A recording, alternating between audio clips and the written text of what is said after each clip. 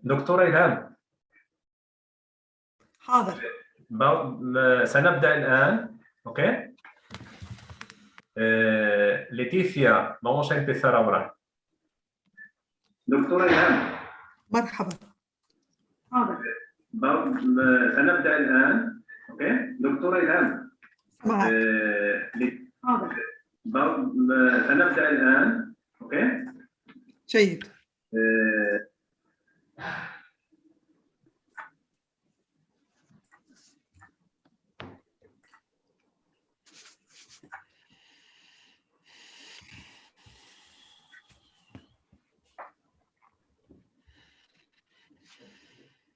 Ya podemos empezar, Antonio. Ok. Gracias. Bienvenidos, buenas tardes a todos. Es para mí un placer poder presentar esta tarde la que será ya nuestra cuarta conferencia en el marco del Seminario Internacional sobre Islam y Política. Un seminario que se ha ido realizando a lo largo de este año desde la Fundación Euroárabe de Altos Estudios en Granada. Esta actividad, este seminario internacional, se enmarca además dentro de la Cátedra de Estudios de Civilización Islámica y Renovación del Pensamiento Religioso, que se encuentra radicada aquí en la Fundación. Esta tarde tenemos la suerte de contar entre nosotros con la doctora Manea, que nos va a ilustrar con una presentación sobre las minorías musulmanas en las democracias liberales entre esencialización e igualdad.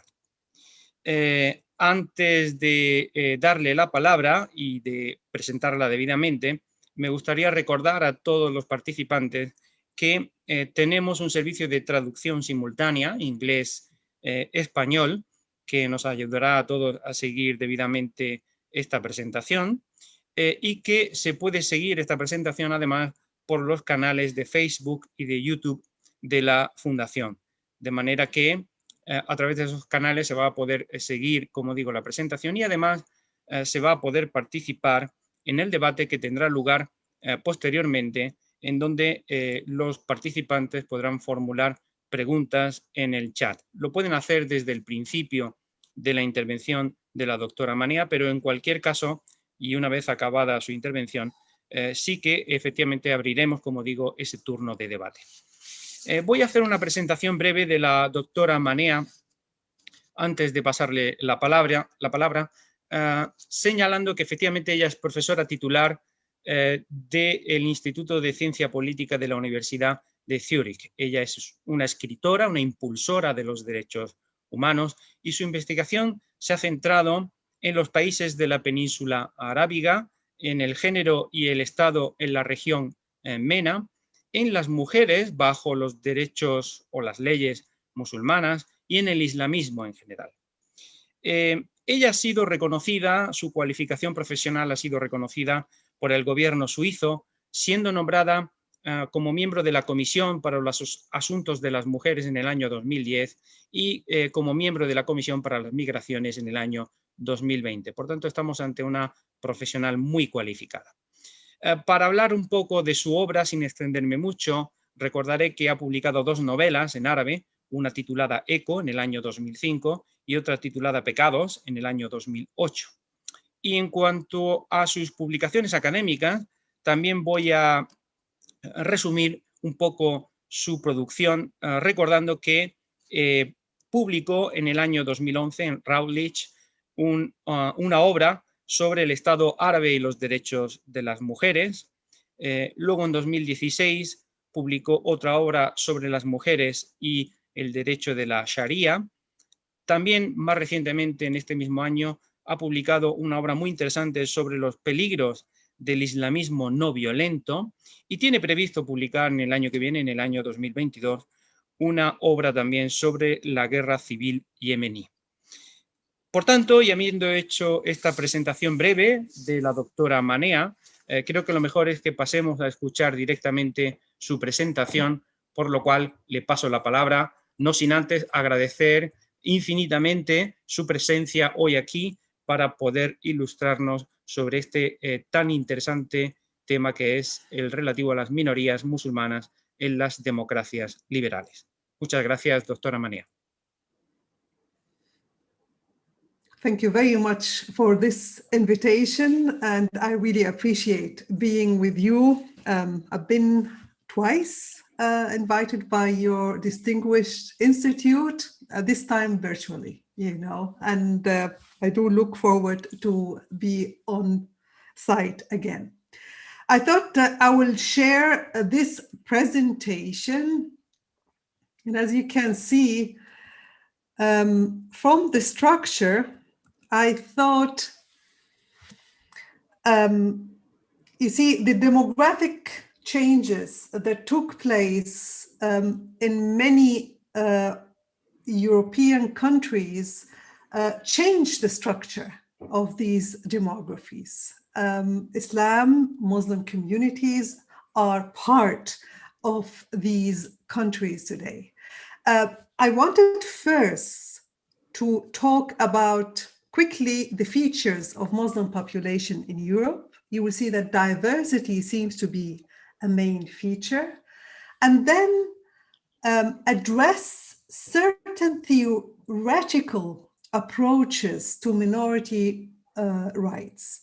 And I'm presenting two contrasting theoretical approaches to minorities' rights because they have an impact on how policies are being shaped when it concerns to relationship between state and Muslim minorities.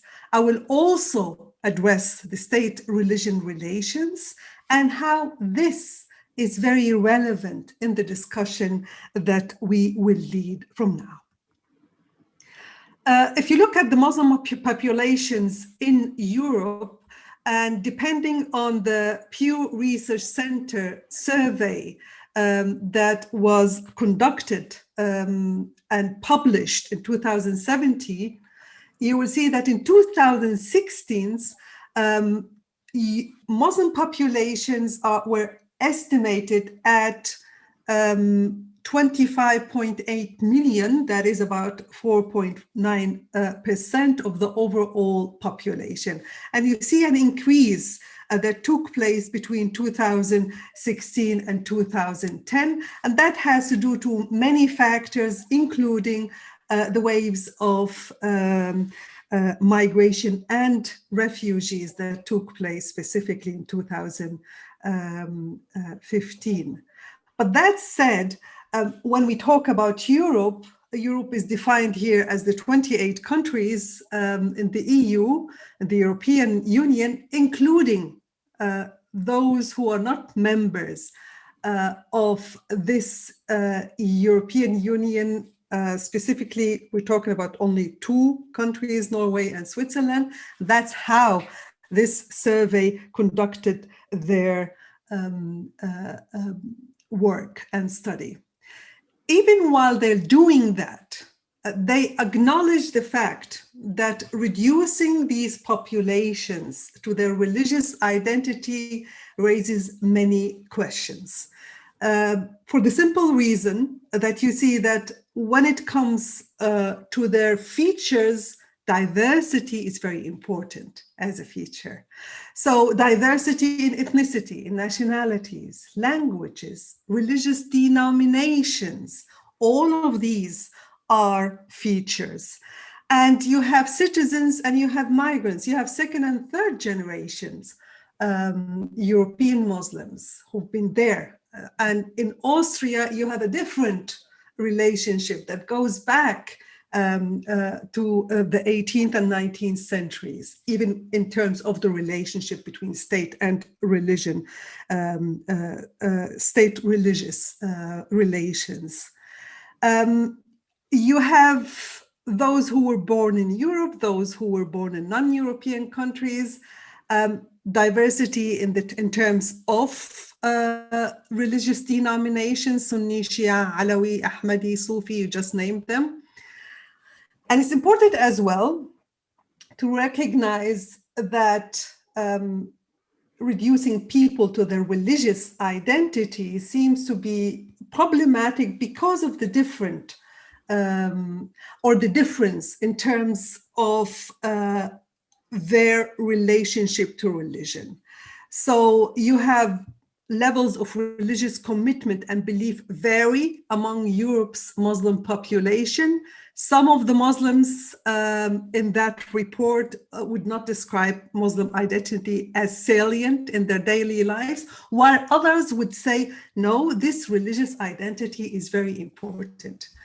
But the form of essentialization that we've seen since 2001, since the terrorist attacks of 2001, reducing people to their religious identity can be very problematic, because with such essentialization, we seem to ignore the fact that a Muslim can be an atheist, can be liberal, can be conservative, can be a cut and paste in terms of the religious practices. That means that sometimes someone would basically practice Ramadan and then forget about religion in the 11 months that would follow, etc. But just keep this point that I'm mentioning here, diversity in Europe's Muslim population. This brings us to how do you perceive and deal with minorities and their rights, okay? And that brings me to two contrasting theoretical approaches. We have two esteemed professors, thinkers, philosophers. Both are distinguished in their own fields, Charles Taylor and Amartya Sen. Charles Taylor, if you look at him, he's a Canadian professor emeritus of philosophy, McGill University, Oxford, many prizes for significant social scientific achievements, all of these kind of prizes that you would expect to get if you're working in social science. He got them. And then on the other side, you have Amartya Sen. What interests me with him in his work, philosophical work, is specifically how he impacted the idea of multiculturalism through the politics of recognition. That was done in a book called, edited book called Multiculturalism, Examining the Politics of Recognition, published in 1994. It's very influential, very important if we are talking about multiculturalism, minority rights as well. On the other side, so we have a philosopher from the north, then we have a philosopher from the south, although it's very problematic to put it that way. But Amartya Sen, Indian professor of economics and philosophy, also, he's teaching until today in Harvard University. He's the Nobel Prize laureate for economics, and it has to do a lot with his insistence that people are not only rational. Sometimes when they make their decisions economically, they do it on other bases than rationality. And it seems to be a very important dimension. And of course, he got many other prizes. And for our discussion here, I would like to bring this book, Identity and Violence, The Illusion of Destiny, 2006. Notice something. The book of the chapter of the Politics of Recognition of Charles Taylor was published in 1994. Whereas on the other side, Sen's book, Identity and Violence, was published in 2006 after the terrorist attacks of 9/11. So it came after a certain period which was shaped by these attacks, which was shaped by the whole idea about terrorism and about how do you deal with Muslim minorities. If we look at Charles Taylor specifically, and you look at how he perceives minority, he perceived them through his ideas, how he defined identity. And it's a group communitarian identity. Notice something here. Charles Taylor is Canadian. He has a father who's English-speaking Protestant, a mother who's a Francophone Roman Catholic. And I think the fact that his mother has this dimension of the language because of the issue of the language rights in Quebec, in Canada, in addition to being practicing Catholic, in a way defined certain dimensions of his thought about identity and how do you protect the rights of a minority within a majority society. So if you look from his perspective, identity is something that is very much important, but it is very much shaped within community. It's very much shaped through how others are seeing me.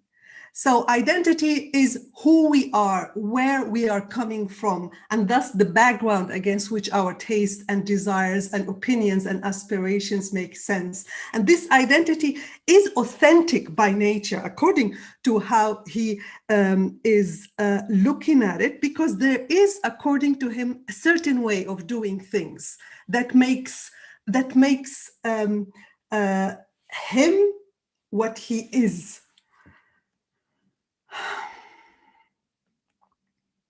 I said it's a communitarian identity, and it's an identity where you see the individual is more or less submerged by this community. The individual is an extension of that community to a great extent.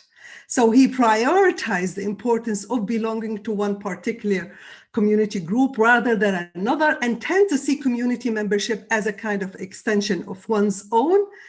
And because this identity is very important, recognition from the outside world is very important. And he gives several examples how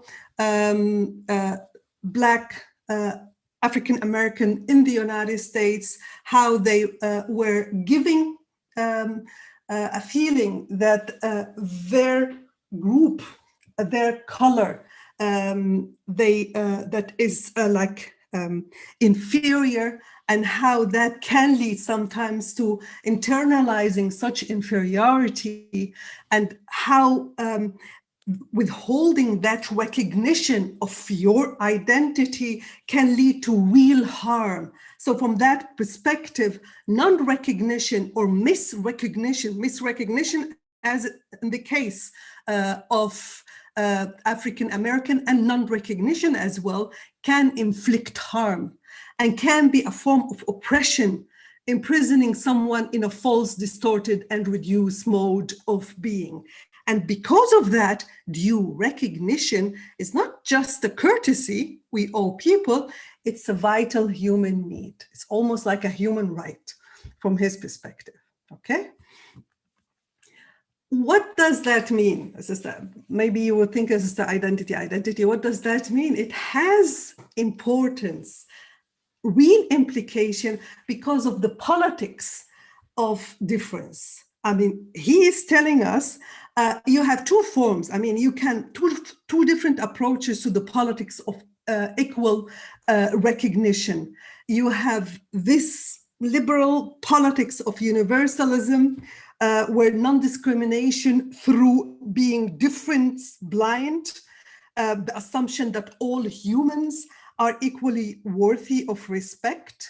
It's a universal human potential, a capacity that all human shares. But he says, no, I want to go beyond that. I want to go beyond that. I want non-discrimination through acknowledging difference and making it the basis for different treatments. So what differentiates me, not as an individual, but as a group, should be the basis of how you are treating me. Distinction. And the aim is to cherish that distinction and even perpetuate it. And when he was talking about that, he was talking about the French language. Notice, he was talking about the French language specifically on how you have to keep the culture, you have to preserve it.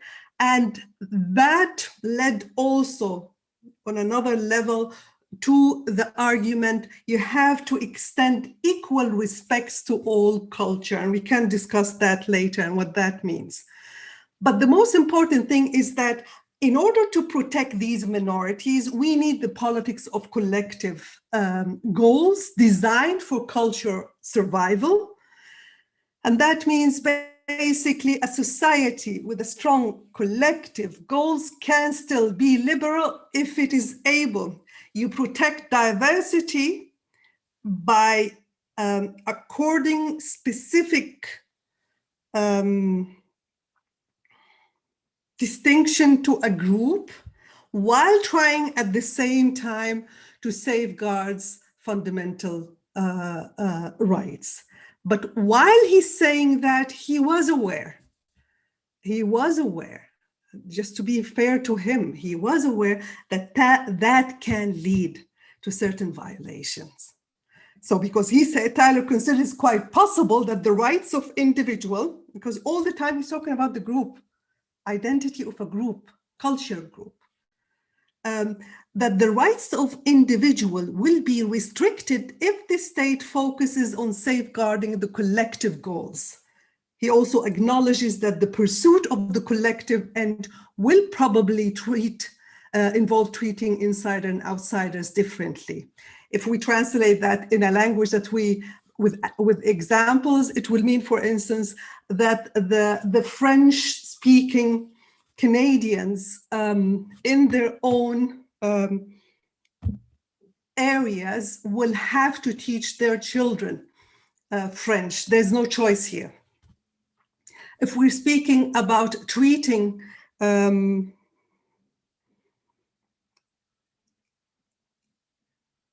Native Americans in their own reservists, applying their own laws, traditional or customary tribal laws, it might mean that you will have to discriminate against female members within these communities because of the type of laws that are being implemented to respect, to protect this group identity. The assumption, multiculturalism, but as a set of policies, and I will come to that later, because you will see multiculturalism can be a living experience, or it can be a form of policies of how state treats minorities, and that have consequences. And from his perspective, he is in fact trying very much to protect the minorities from being treated as inferior, from being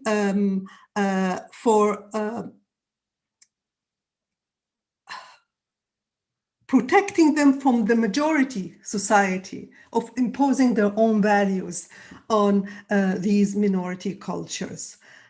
And identity and cultures are intact and homogeneous. That's one thing that you have to keep in mind before I can talk about it later afterwards when I made certain comments on his positions. But that's in a nutshell, very short, very simple, and I apologize for the manner by which I presented his idea. The man is a distinguished philosopher, have great respect, but I just wanted for our discussion just to throw, that's the main idea. Identity, communitarian, group identity, treat them differently. That's the politics of recognition. Sen, on the other hand, when it comes to identity, he's telling us, well, it's complicated. It's a little bit more than that. So he's saying recognition. If we are going to recognize something, then we recognize that we have competing affiliations. When it comes to identity, identity is plural. A person has several identities, and which identity comes to the fore seems to be shaped by the situation, by choices. And with that, on the one hand, he does not disregard the importance of identity. Here, he realizes, of course, but at the same time, what he's saying is that it's not homogeneous. You have plurality when it comes to this. And he is giving you, actually, from his own experience, he said history and background are not only the only way of seeing ourselves and the groups to which we simultaneously belong.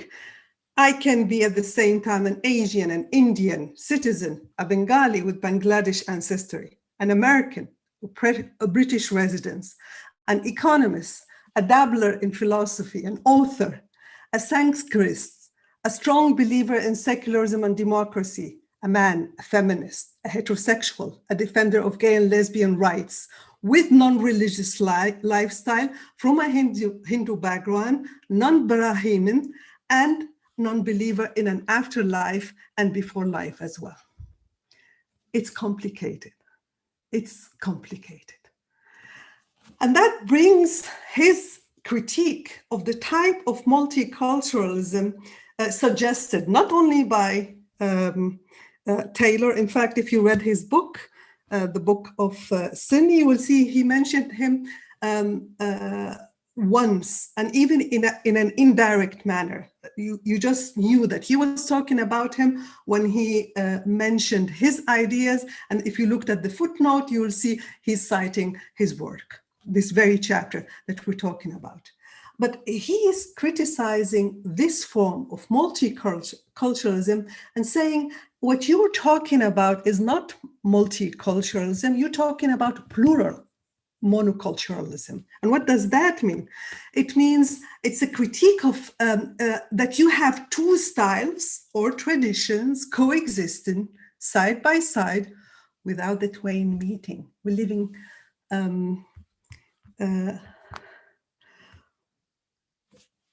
living close to each other, but we're never meeting. And he gives an interesting example when he tells you that a good example of the multiculturalism that he prefers is one where a woman of Indian background, Muslim religious faith, will meet in London and date a British white person. But to live in segregated communities, that's not the idea. That's what he was saying. Should we assess the fairness of multiculturalism, he asked us, primarily by the extent to which people from different cultural backgrounds are left alone? Is the idea is to leave them alone in their own enclaves? Or are we talking about individuals being in a society, their ability to make choices supported through social opportunities, education, contributing to the social, political, and economic life? What type of society we're talking about here? Segregated communities or integrated communities together with a form of social cohesion. He also criticized the strong cultural relativism that can be assumed from such form of multiculturalism suggested by the politics of recognition / politics of difference. That cultural relativism lead to an assumption that we cannot, in fact, make a rational, solid judgment about certain practices without giving it the meaning from within the culture that it comes from. And he says through that, you may in fact serve a certain political purpose that leads to forms of mainstreaming, if not defending, certain human rights violation. And he gives the particular custom and tradition that can lead to women's unequal social position in certain cultural traditions. Look at his assumption. He's telling us twice. We have to recognize that identities are robustly plural and that the importance of one identity need not obliterate the importance of others, and that at the same time, we are nevertheless making explicitly, we can make choices.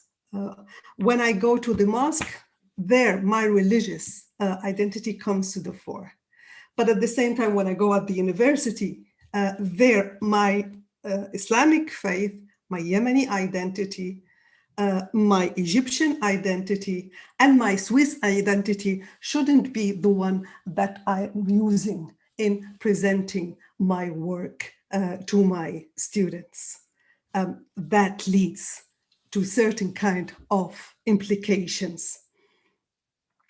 And what relevant importance to attach in a particular context to the divergent loyalties and priorities that may compete for precedence. And when it comes to loyalties, for instance, if I hear someone plotting a terrorist attack, I won't ask which religious identity this person has, I will call the police. If we're talking about implication here. Now that brings you, look at it. It sounds philosophical again, but look at the implication. When we talk about identity, and with that, we're talking about members of minorities, this leads also to terms of how you deal with minority. So from the perspective of Charles Taylor, we talked, this is a communitarian identity, one that is important to cherish and perpetuate, that can lead to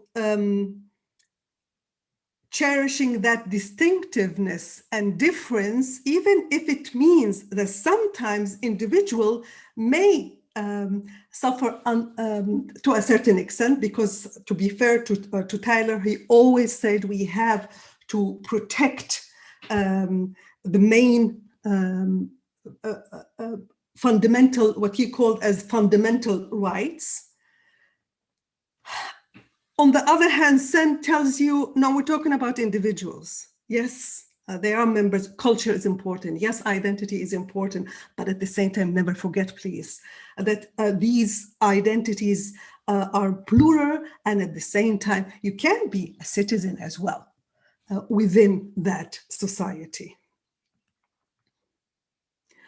Let's look at practical implication and consequences, and that what I brought, in fact, in my book that was published, Women and Sharia Law, the Impact of Legal Pluralism in the UK, because I studied the Sharia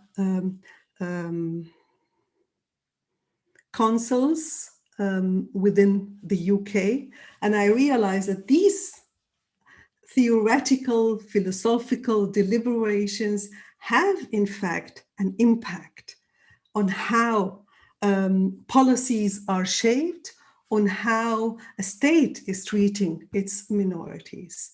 And it can, in fact, lead to human rights violation in certain instances. So when it comes to practical implication and consequences, the problem of Tyler's attempt to ensure that the collective identity of a cultural group can survive, here he falls into an essentialist trap, if I may say. Focusing on the authentic identity of a cultural group assumes that it has fundamental, unchangeable traits. And this assumption ignores that the fact that the cultures do change, that they are not static, what we yesterday considered to be part of our cultural norms and identity may today look quite abhorrent. And in the book, I made the example of the type of the culture of racial discrimination that was based on the Jim Crow caste system in the United States, in the southern states of the United States between 1877 until 1960. And if you look at the type of norms and tradition that were based on that, they're quite abhorrent, but they're not there today. And that shows certain changes that took place. So that's on one level. On another level, minority group is not homogeneous, not a culture block. As a group, even within that group. On an individual level, you have members of minority groups have a complex sets of identities, and they express differently in different settings. And I gave an example of a young lady that I met, let's call her Layla, in my field work. And she is British, of South Asian roots, atheist, homosexual, and wears a headscarf. Now, what is the first thing that you're going to see in her when you see her? The headscarf. And if you see the headscarf, the first assumption is that I only see this religious identity. But she's wearing the headscarf because she's living in a certain close community where it is difficult to move around without that social control. So it's easier to put the headscarf. And in addition, needless to say, that being an atheist, her sexual orientation are secrets that she holds to herself. And yet, one is basically treating her, looking at her as only a Muslim person. And when you look at the group level, so on an individual level, you may be a Muslim, you may not be a Muslim, you certainly have multiple identities. The question is basically, how does this society looks at you? On the group level, you have a power structure, even on that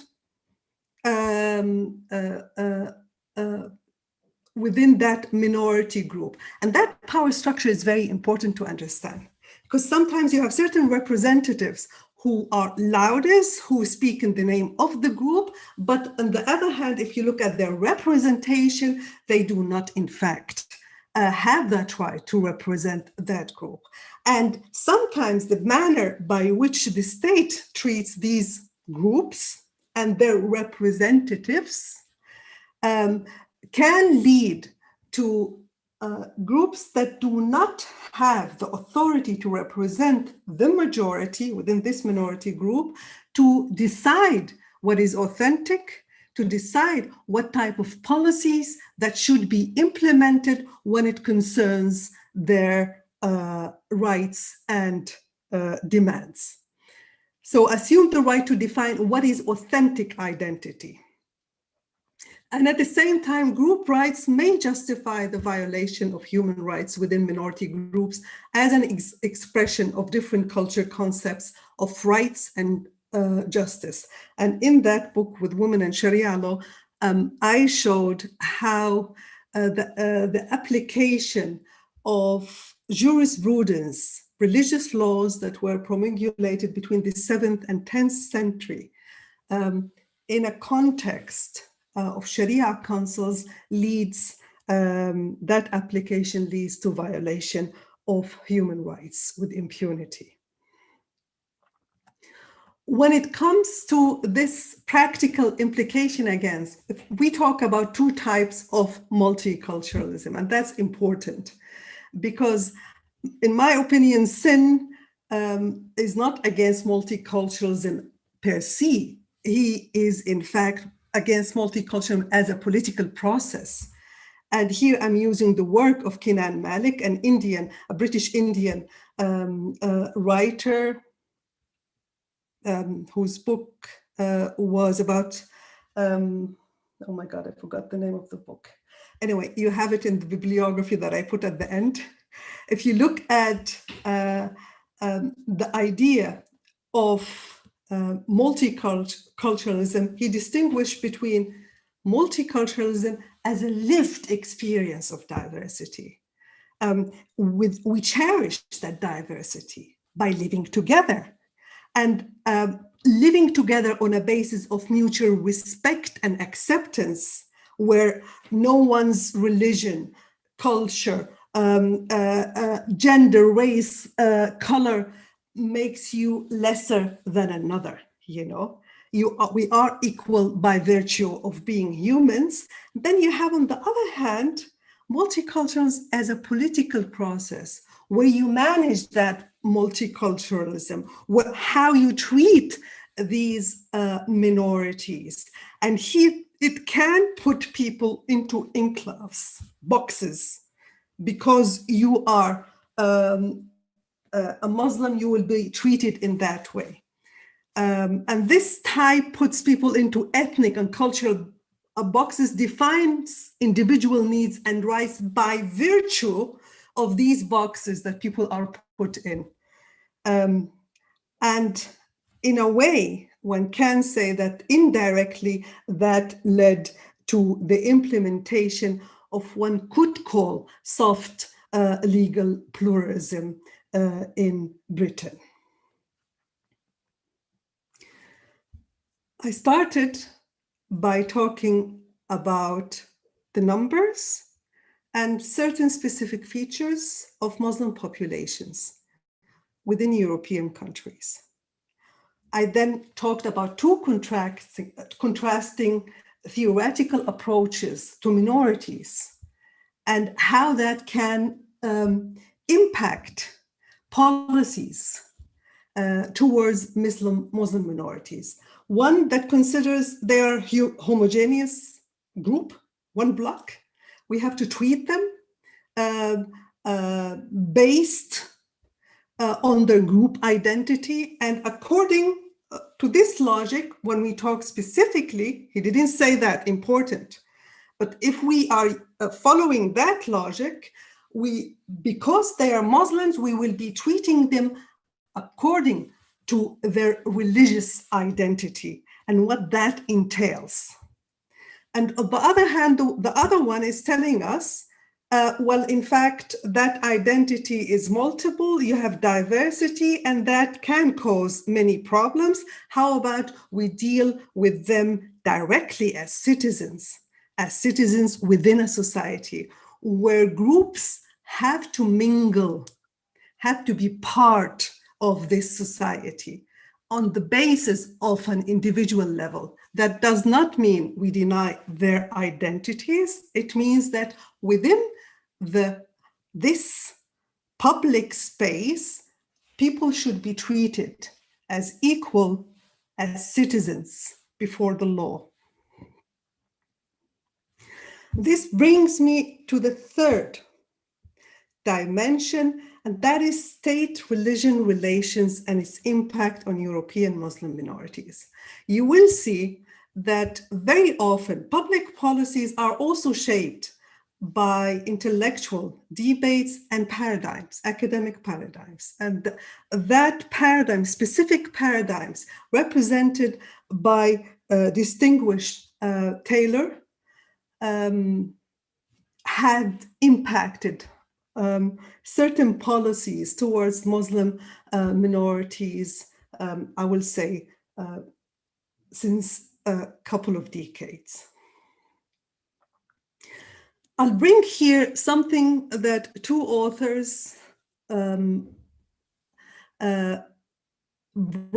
Fitzer and Soper, when it comes to specifically how do you deal with Muslim minorities. And they said in their paper, they presented several frameworks, why Muslim minorities, the religious, and they specified the religious Muslim minorities, how do they basically get more or less rights? And some theories, they will tell you it has to do with the mobilization of these Muslim minorities, the structures surrounding them, the ability to more or less get more resources. But these two authors, they added something important. And they said, well, in fact, to develop a public policy on Muslim religious and political rights is actually mediated in significant ways by the different institutional church-state patterns within each country. And if you look, Western liberal democracy, when we look at the type of these state church or state religion relations, we have on the one hand separation between state and religion, which means that the state guarantees individual freedom, freedom of and freedom from religion, declares its neutrality in religious affairs. But despite their declared separation, you have different forms, and these forms are three: a state-sponsored church, you can see that in the UK, laicity, strict separation between state and religion, and then what you might call a concordat system and cooperation agreements. And quickly, if you look at the state, UK state-sponsored church, you see that here, the Church of England has a very important position. And that special position is also reflected in the fact that the Queen or the monarch is the head of that church. And at the same time, in return, that church has many privileges, links with politics and public policy, and enjoys financial support for its work in education and social services. You see also that the bishops, the Church of England's 26 bishops, they are, by virtue of their own office, are represented in the House of Lords as Lords Spiritual. And these rights were automatically somehow extended to other religious minorities. And specifically, I'm talking about Jews, Muslims, and Sikh. They were virtually, as certain authors, the authors that I mentioned before, identical benefits. They were virtually extended to these religious groups. Specifically, it would be better to call them organizations, okay? Religious organization. You have France, strict separation, and that has to do with the history also of that state. And you see it as a consequence of that law on separation of church and state in 1905, where you saw that the history of the Catholic Church in France led to this strong reaction where you have no right to interfere in state affairs. And that governed the state accommodation, or the lack thereof, to be more honest, of religious practices. But it's important that on the one hand, one is treated as you can believe whatever you want, but you believe it in private. In the public sphere, religious symbols, the manner by which you practice your religion, that should be absent, at least putting that. The religious manifestations are restricted to the private sphere. And finally, you have this cooperation agreements or concordat system where those organizations that are religious communities recognized by the state can enjoy various legal and fiscal benefits. And you see that in Austria, Germany, many cantons, Switzerland, because some cantons follow the French system, but others follow this other form, the concordat system. And Spain, there is also a form of public corporation of public law recognition. In that system, religious groups undergo a vetting process. must sign an agreement with the state to gain the rights which were granted historically to the Christian churches and recognized Jewish communities. And each of these countries has a specific context, legal context, that organize this form. Now, let me just come here to a conclusion, a short one. I mean, this discussion on state-religion relations may sound theoretical, and frankly, it may even be uninteresting to some of you. But these relations, however, do pose real dilemmas for the authorities of both states and Muslim communities. Because Islam, as a world religion, doesn't need recognition. But it differs from Christianity in not having a unified organization like the church that can speak in the name of all its adherents. That is the core issue when we speak about recognizing specific Muslim organizations that aim to represent the whole of Muslim communities in the plural in Western democracy. To be legally recognized under public law, the Muslim organization has to be representative of the Muslim communities in the country. And this proved to be difficult given how diverse Muslims are. Denomination, religious practices, interpretation, identification with their national identities. So it would be problematic for one organization with its limited number of members to claim to represent Muslim and at the same time decide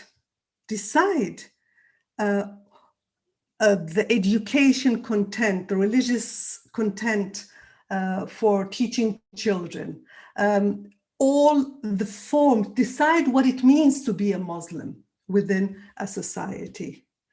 Why is this discussion relevant?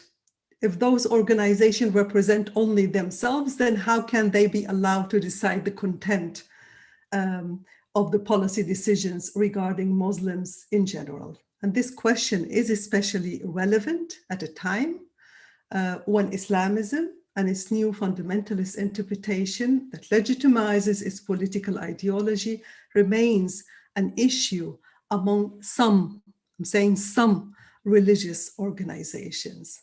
And that raises a key question that I'm concluding with this presentation: who's representing Muslim minorities in their diversity? Thank you. Thank you for listening. And I look forward to our discussion.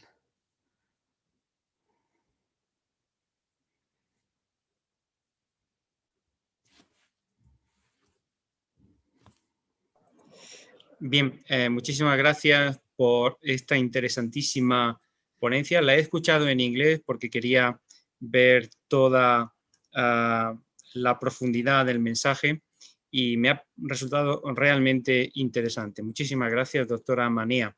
De momento no veo ninguna pregunta que se haya... Está, Antonio, está. ¿Está? Vale. ¿Hay alguna pregunta? Sí, te las veo, te la llevo ahora, ¿vale? Ok. Hassan me dice que viene con las preguntas porque yo no las termino de ver aquí en el chat, de manera que me parece que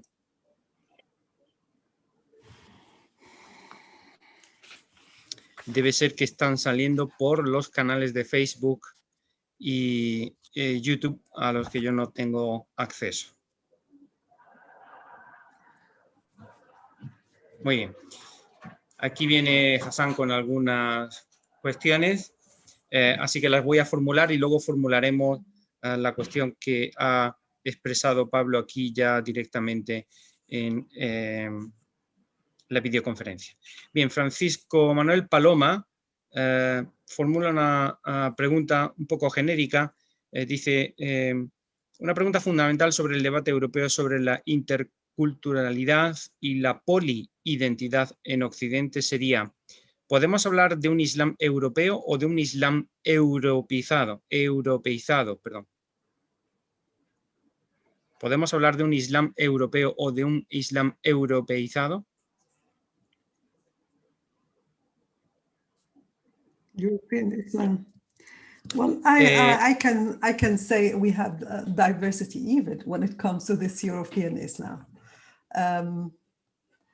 If you look right now, and when it concerns France, because of the difficulties in certain close communities in the banlieue, and the state relation with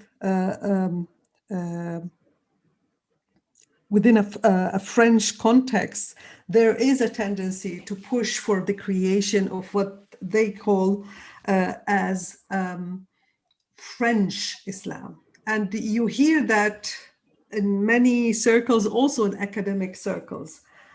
I'll say this. There are development, if you exclude the attempts of the states to create what you call a European Islam, you see there are developments on a civil society dimension within Muslim communities.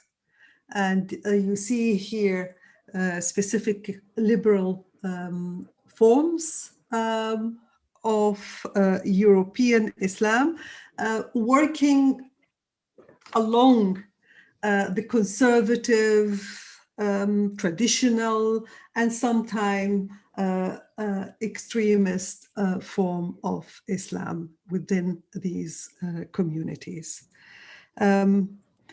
If there will be changes within the Islamic tradition, I would think it will come from the European and North American context. If you look at the at least knowledge production of professors or writers and experts, for instance, Abdullah Naimi, who wrote about una adenda a la pregunta que se ha formulado por este participante, que completa, por tanto, la pregunta, sería la siguiente. En su opinión, la mezquita en las sociedades y países musulmanes no tiene otro papel que el de espacio físico de rezo. Sin embargo, en Occidente las mezquitas se han convertido en una institución pública que tiene funciones múltiples, por ejemplo, justicia, servicios sociales, educación y enseñanza, registros, etc., que normalmente corresponderían a la administración pública, como los tribunales, ayuntamientos, servicios sociales, ONGs. ¿A qué se debe eso? ¿A qué se debe esa diferencia?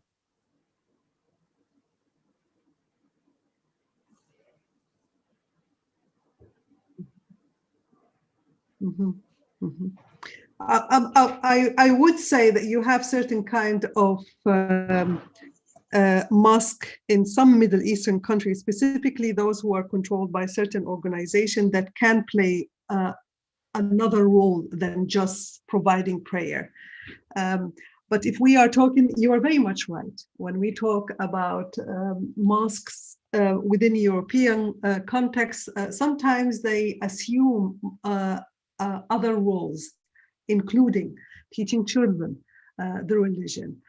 And when it comes to resolving, mediating certain kind of conflicts, that is also a role that can be discerned. And there's a chapter that I wrote that addresses this thing that is forthcoming. But that said, I'm not really sure what do we want with that question. You know what I mean? It's just it's catering to a certain segment of society.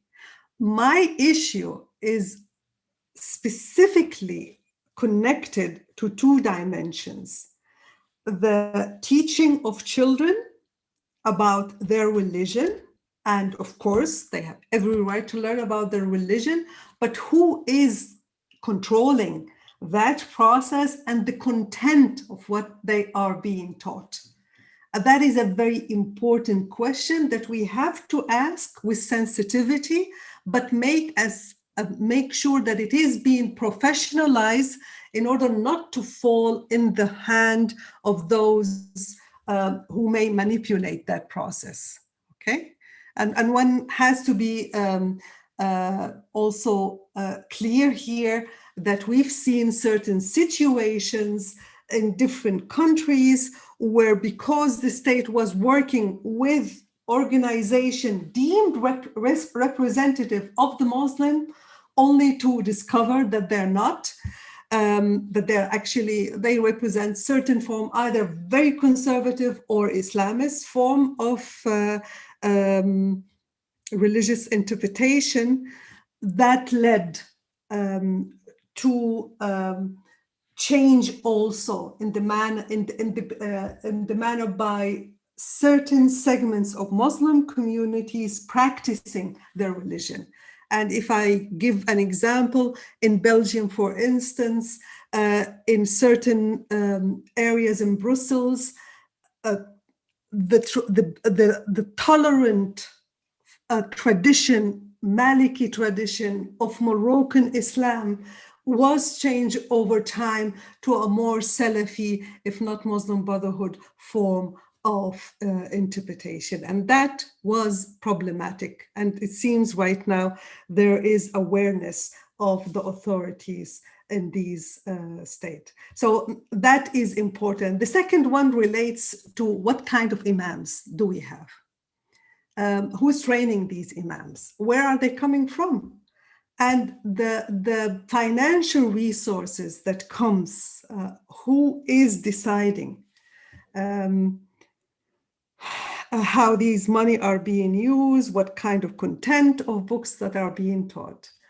That is important. These questions are important. So on the one hand, state can continue to use their own state religion institutional frameworks, but while that is being done, we have to ask, with whom are you working as a state, which organizations, and at the same time, what are the implications of that work? How does this impact your education policy, religious education policy, and training of imams?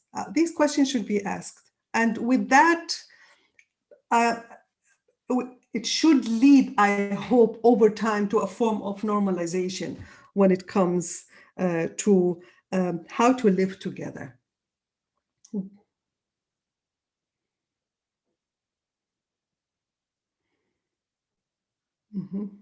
Decía, muchísimas gracias por la respuesta. Voy ahora a formular una pregunta uniendo dos preguntas distintas de intervinientes que me parece que son muy directas en el sentido de que le preguntan a la ponente qué le parece las políticas actuales existentes en Europa sobre los ciudadanos musulmanes, tanto en Francia como en Austria como en Alemania, y en concreto en Francia, el hecho de que se haya prohibido el uso del hijab en las escuelas.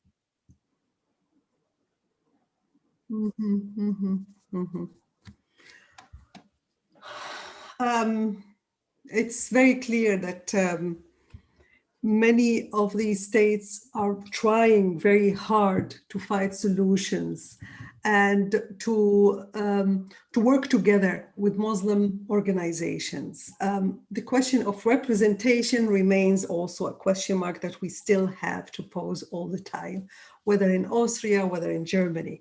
When it comes to France, on the one hand, the prohibition of the headscarf comes within this context of prohibition of religious symbols in general.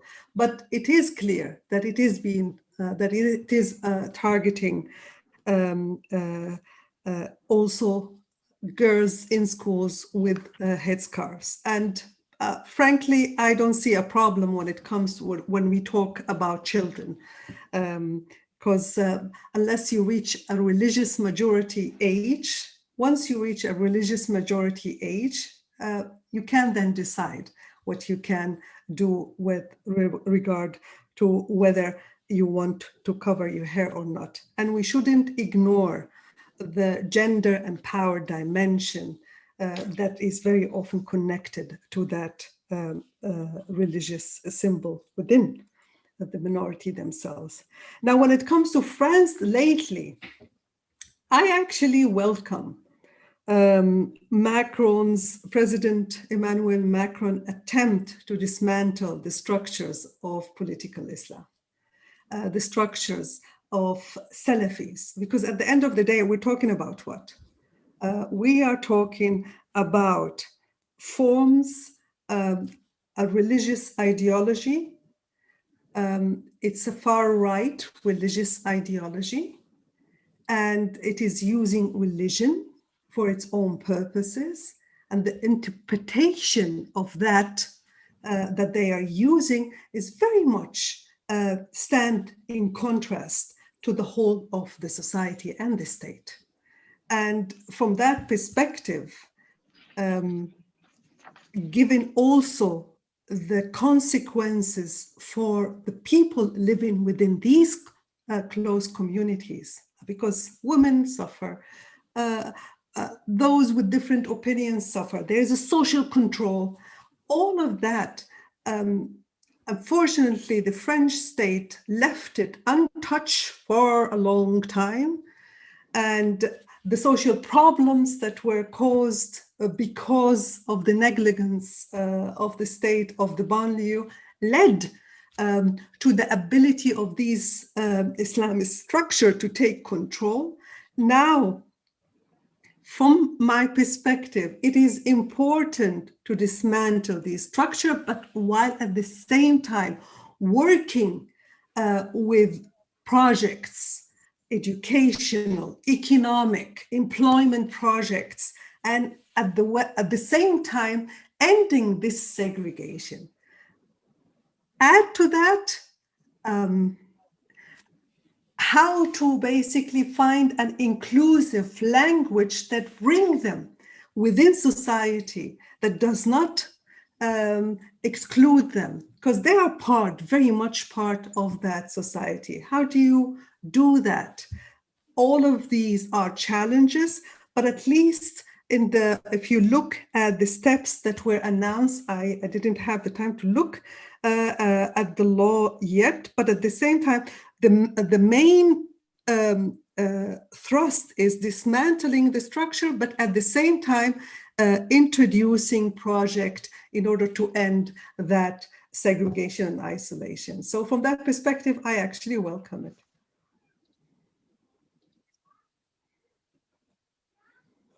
Muy bien, ahora tenemos una pregunta muy directa, se ha formulado en inglés, la voy a traducir. Lo que se pide de la ponente es, ¿sugeriría usted una solución concreta al problema de representar miembros diversos de las comunidades musulmanas? Yes, that we should work in a research project. No, I mean it. I'm hard pressed with that question. It's a very difficult one. But I will basically put it this way: treat them as citizens, but at this, it really needs a certain kind of a research project about it, because I realize if you start to ask questions about these institutional frameworks of state-religion relations, you might even end up asking questions about the role of the church, the relationship, the privileged role with the church. And nobody wants to hear that. So from that perspective, maybe we should nevertheless find other ways of working together, setting certain conditions, but while that is being done, professionalizing the content, the curriculum content for religious teaching of children, professionalizing realizing as well the form of training of imams. And that means the state has to take that role. But this is just an incomplete answer, to be honest. And it's an important question. And I would love to work together with you in a research project, Dr. Antonio. Bien, pues muchas gracias por la respuesta. Tenemos otra pregunta. Voy a intentar resumirla porque es un poco larga. Está formulada en inglés. El participante le gustaría preguntarle a la ponente sobre los imanes y la educación religiosa que ha sido importada hacia Europa desde países como Turquía,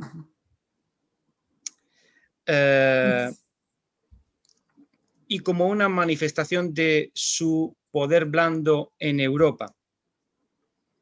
Y le pregunta, ¿piensa que este es un factor que puede afectar a la percepción del Islam por parte de los europeos en un sentido negativo, tanto en el nivel de los líderes políticos como en el nivel de la sociedad? Muchas gracias. Lo ha formulado Dimitris.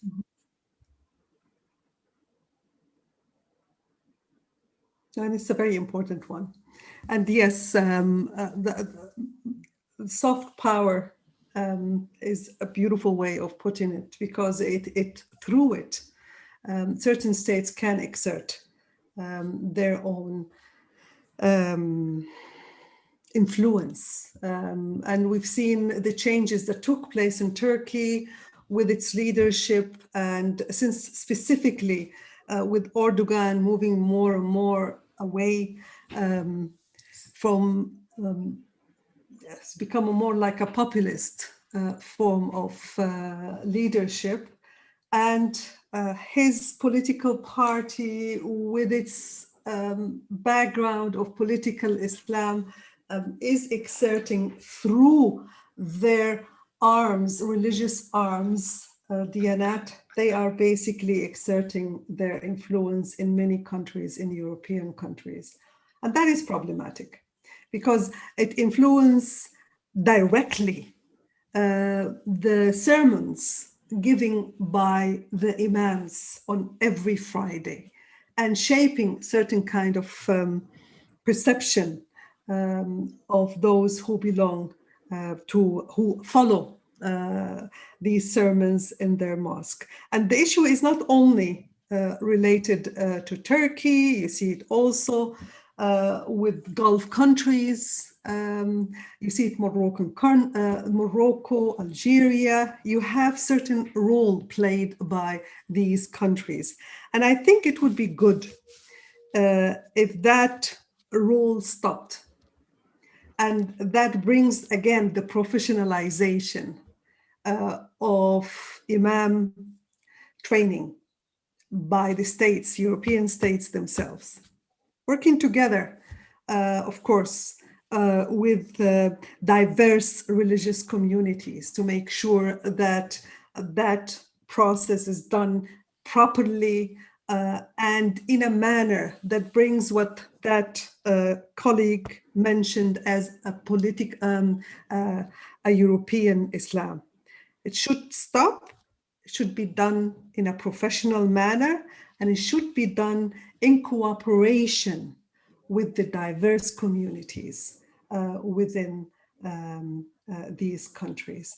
In order for us, at the end of the day, to recognize, it should be recognized as Islam and Muslim communities, they certainly belong to Europe, but we are working within these frameworks of state, of European state institutions and frameworks, and we are fully integrated as member of that society, not as minorities, citizens. Muy bien, una pregunta que hay en relación con esta misma cuestión, y por eso la introduzco, que la formula María, dice si esa profesionalización para establecer el contenido curricular y la formación de imanes de la que habla, si esa profesionalización podría o debería incluir también expertos no musulmanes, como profesores universitarios expertos en el Islam y mundo islámico. Yeah, that's what I mean exactly with professionalization. that you bring on board those with that expertise that you just mentioned. You bring on board also the diversity of Muslim traditions, because you have a wealth of tradition that you can use. But that will need these universities, that will need these centers, in addition to, of course, a form of representation of these Muslim communities. But we have to understand, we know there are cases that should be avoided. We've seen certain representation in German and Austrian context that led to very complicated relationship and working relationship, and stopped possibilities of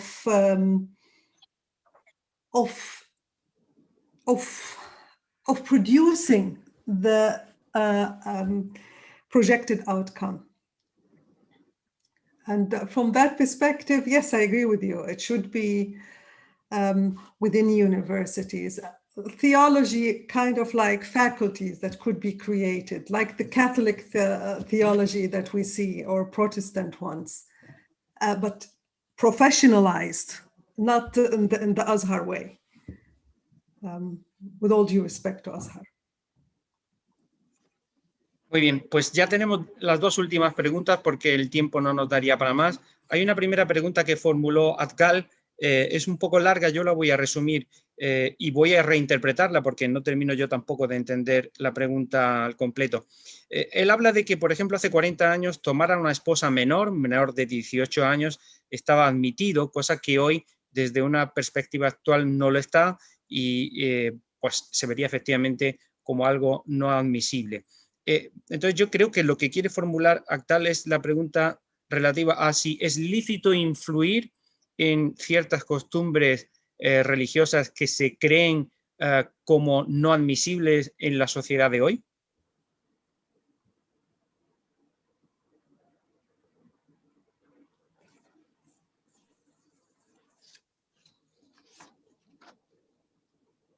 I need to understand this question more.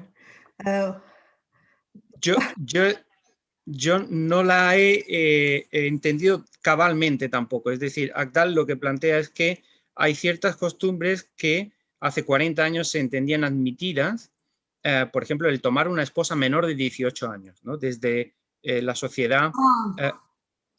Y ahora, sin embargo, esto es algo que no se admite y en ese sentido, por tanto, se puede o se debe influir en las costumbres religiosas cuando se entiende que no se adaptan a la evolución de la sociedad actual.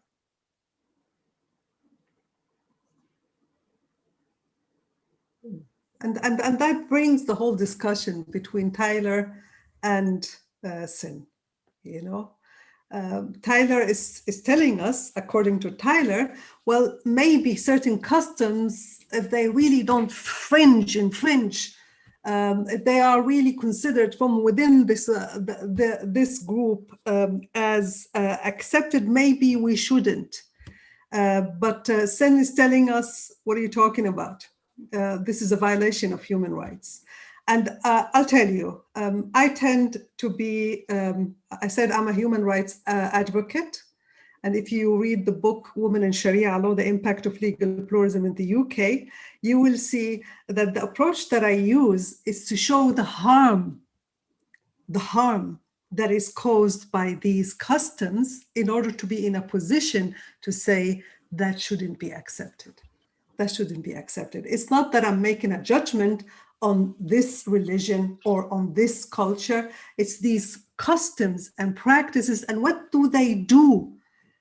How do they impact the persons, the individuals, the dignity and rights of these persons that allows us to make a judgment?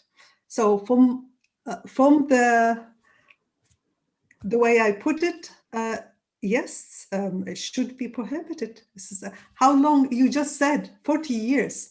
How long did it take women's rights to establish itself? And we still have a long way to go. But all of these achievements were won the hard way. And I'm talking here as a Swiss citizen, knowing the history of Switzerland when it comes to women's rights. How long did it take? So it would be very strange if we stop applying these fundamental rights because you have a different understanding or different customs when it comes to this. The rules of the game should apply on everybody. Muy bien, pues muchísimas gracias. La última pregunta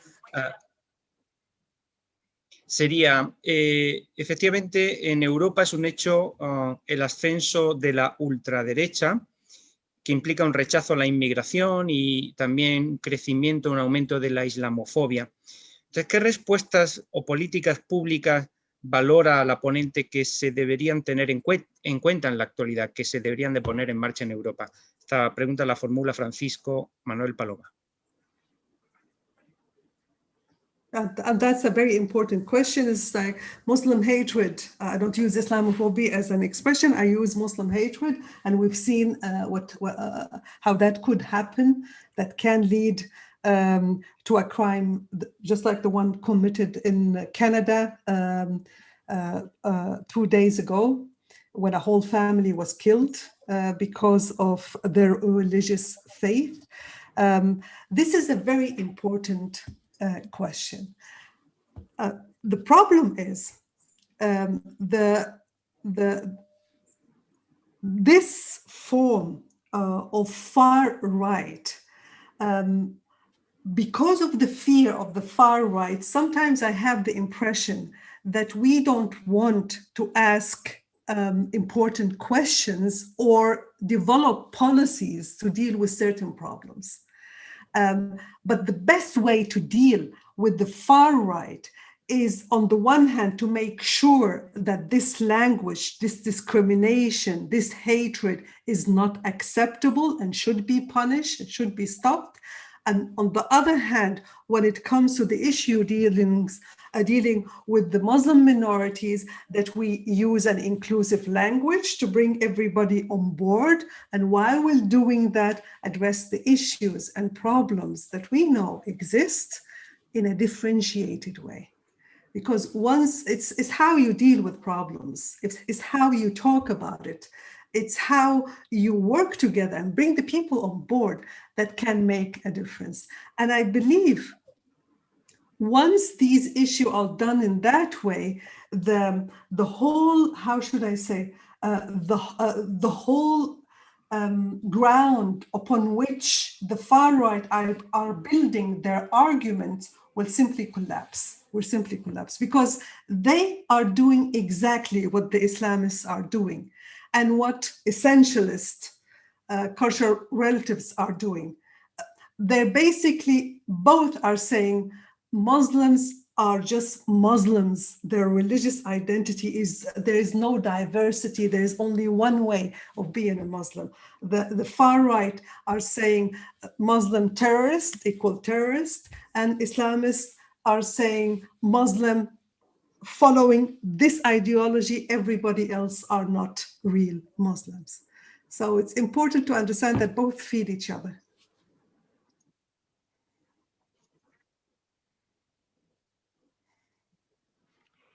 Muy bien, pues con esto ponemos fin a nuestro seminario de hoy. Ha sido un placer auténtico tener a Elham Manea hoy entre nosotros. Hemos aprendido muchísimo. Yo me he quedado con ganas de más.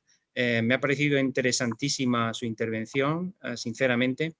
Y bueno, pues solo resta agradecerle una vez más que haya tenido a bien estar entre nosotros hoy, y esperamos poder verla también en el futuro próximo de manera presencial, y que sea muy pronto aquí en nuestra Fundación de Granada. Así que muchísimas gracias. Con esto ponemos fin a la sesión de hoy y un saludo a todos y gracias a los participantes por haber seguido esta intervención. Un saludo. Thank you, everybody, and I really appreciate that invitation. Looking forward to seeing you in Cordoba. Bye-bye, everybody. Bye-bye.